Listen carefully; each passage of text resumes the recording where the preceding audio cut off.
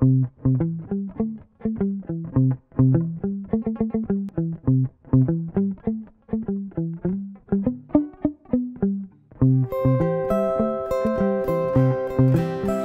l'arrivée des lémuriens, la grande aventure du voyage de Néo se poursuit avec la venue d'une nouvelle espèce emblématique de biodiversité, les pandarous. Sa petite bouille attendrissante est un moyen fantastique pour sensibiliser les enfants à l'intérêt de protéger la vie autour de nous.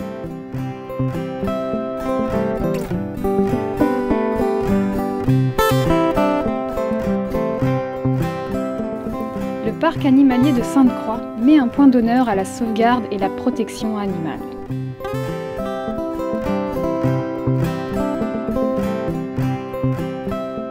Le pandarou, longtemps classé dans la famille des ratons laveurs et des ours à cause de leur ressemblance, est aujourd'hui classé dans sa propre famille, celle des Éluridés dont il est le seul membre. Yann Vermeer est le directeur animalier du parc animalier de Sainte-Croix. Les pandarous sont présentés dans le partie du parc qui s'appelle le voyage de Néo. Et le voyage de Néo, c'est un voyage d'un petit garçon qui explique surtout aux enfants la biodiversité mondiale. Le parc animalier de Sainte-Croix est surtout fait pour la faune d'Europe, mais nous voudrons aussi montrer plus sur la biodiversité mondiale et parler sur la protection des animaux partout dans la nature. Les pandarous sont arrivés en mars 2015. En provenance de 2 jours en France, il y a une femelle qui est arrivée du zoo de Pessac au Bordeaux et il y a 2 femelles qui sont arrivées du zoo de la Palmyre à Royan. Les pandarous font partie d'un programme international d'élevage. Le programme va assez bien, il y a beaucoup de naissances et le coordinateur du programme a demandé au parc animalier de Sainte-Croix de prendre pour le moment juste 3 femelles.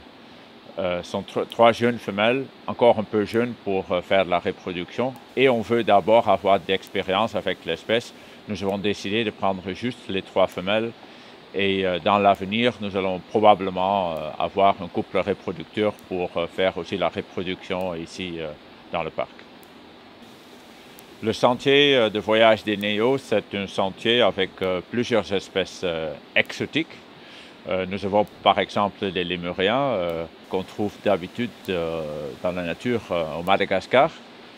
Mais nous avons aussi déjà des animaux asiatiques comme par exemple le gru de Mandchourie.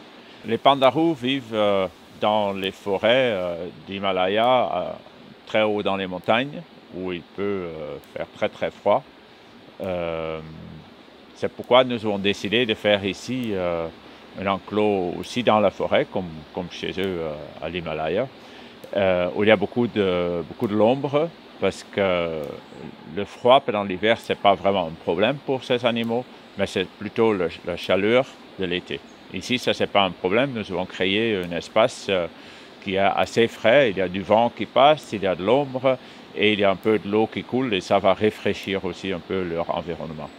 Les pandarous sont des animaux arboricoles, donc ils vivent surtout dans les arbres. Donc nous avons fait un espace pour eux avec des arbres et nous avons ajouté encore beaucoup de structures. Ce ne sont pas des animaux qui sont très agiles dans les arbres, ils ne peuvent pas vraiment sauter. Donc on les a aidés à faire beaucoup des agrès comme ça. La surface qu'ils peuvent utiliser dans cet enclos est vraiment très très grand et ils ne vont pas s'ennuyer pendant la journée. Dans la nature, les pandarous mangent surtout du bambou, beaucoup des espèces différentes, mais ils mangent aussi un peu des fruits, des feuilles, des fleurs, tout ce qu'ils trouvent dans leur environnement et on peut dire qu'ils sont omnivores. Ici, dans le parc, nous avons planté presque 200 plantes de bambou et tous les jours, on les donne des tiges de bambou. Mais on ne donne pas seulement du bambou, on donne aussi des fruits, des légumes et nous avons une sorte de gâteau spécial qui est fait avec le poudre de bambou. Et comme ça, on peut faire le même ration ou presque la même ration qu'ils ont aussi dans la nature et on les garde en bonne santé. Actuellement, il resterait moins de 10 000 pandarous vivant à l'état sauvage. Dans la nature, les pandarous sont menacés, surtout parce qu'il y a beaucoup de déforestation dans les zones, dans leur habitat. Et il y a aussi un peu de la chasse. À cause des actions qu'on fait ici en Europe, par exemple l'utilisation d'énergie, tout ce qu'on achète, tout ce qu'on consomme ici, il y a des effets négatifs sur la biodiversité mondiale. Et avec ce voyage de Neo, on veut montrer qu'est-ce que sont les effets de notre comportement ici en France. Et on veut donner aussi quelques idées comment nous pourrons améliorer notre comportement pour aider à protéger la biodiversité dans les autres pays très loin d'ici. Ici dans le parc, nous avons une association qui travaille pour la conservation des animaux dans la nature. Nous avons plusieurs projets ici en France, ailleurs en Europe, mais avec l'arrivée des pandarous, nous avons décidé de soutenir aussi la conservation des pandarous dans leur habitat dans l'Himalaya. Donc nous allons soutenir le Red Panda Network.